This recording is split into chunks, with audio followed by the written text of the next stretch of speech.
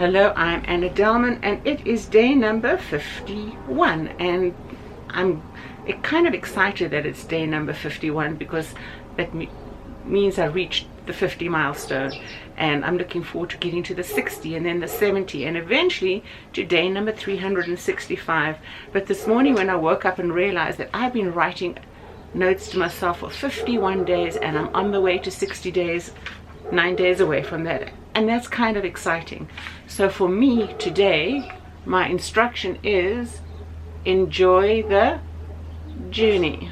I hope it picked that up, but I read it to you as well.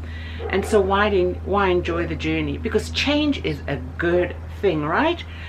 And if you are needing a prompt to enjoy your journey of change, list your sentiments of thankfulness. What are those things that you need to be thankful about in life? For each of us it's different depending on how we are progressing in our journey towards change, or rather the evidence of having gone on the journey, that culmination towards the end. When we get to those 360, 61, 62 through 65 days, what can the report back be there?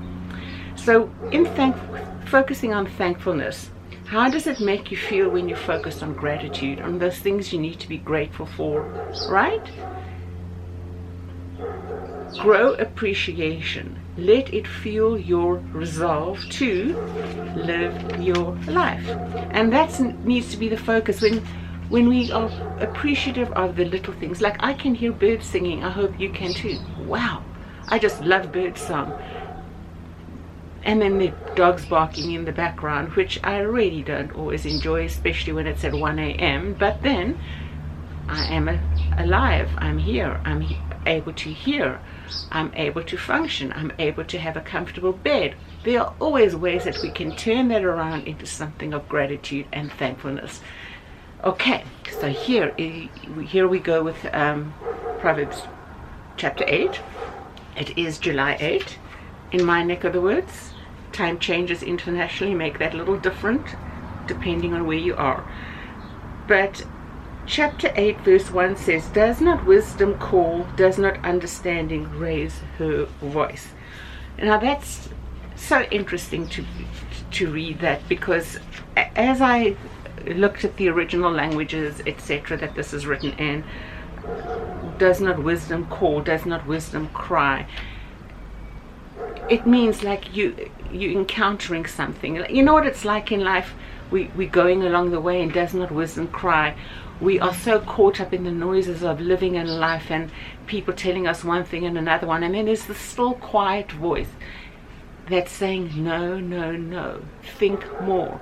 Now if we truly analyze that quiet voice, was it quiet or was it as loud as we would let it get in the noise that we allowed or cultivated around us? If you actually take a step back and think through that, it was actually like a scream, a hollering, a crying out. Stop, listen to me, and then we suppress it. Stop, listen, and we suppress it some more. Don't do that, we suppress it some more, and eventually we act. We have silenced that cry, and we are so guilty of that. It is we who did it. We suppressed that quiet scream within us to correct us along the way, or else by the providences of God he put something before us to cause us to stumble, and that's his wisdom preventing us from doing something, yet we still walk over it. We don't even acknowledge it. We keep going, and that should have caused us to stop, right? So think of wisdom crying as an encounter. You're being accosted and you're being shaken, and say, stop, do what I'm telling you to do. Or else, if we are sensitive to those warnings, it is a cry, my child, stop, don't go any further, and we submit and we respond correctly, and that is what we need to do. Okay, so and then it also says, does not understanding raise her voice?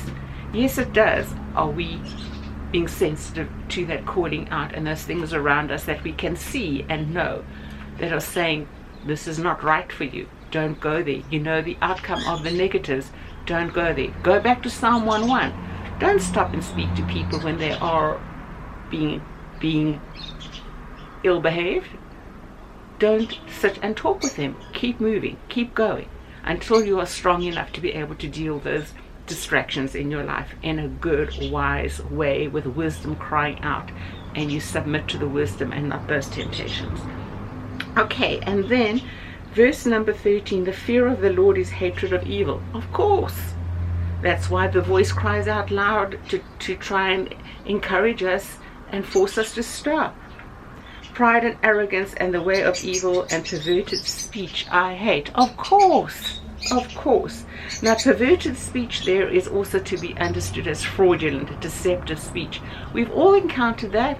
I've done that. I've encountered that in my life. I've referred to it before at the start of this progression as using it as an example in this community I'm in now, how one person's dishonesty, deception, and duplicitous speech in conversation to me, and then portraying that as different to others, caused major differences. Did I, at that time, silence the small voice crying out? When I look back, I sure did. I should have run away from that situation before it got to the point.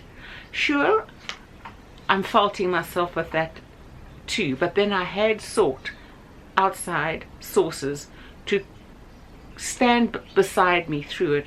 I did that 3 times, and each time I did that, the duplicitous person would cancel. Did not want others to know the reality of what was going on. Now, this is the reality of what we live in. I should have responded to that quiet voice and stepped back a way lot earlier in the situation.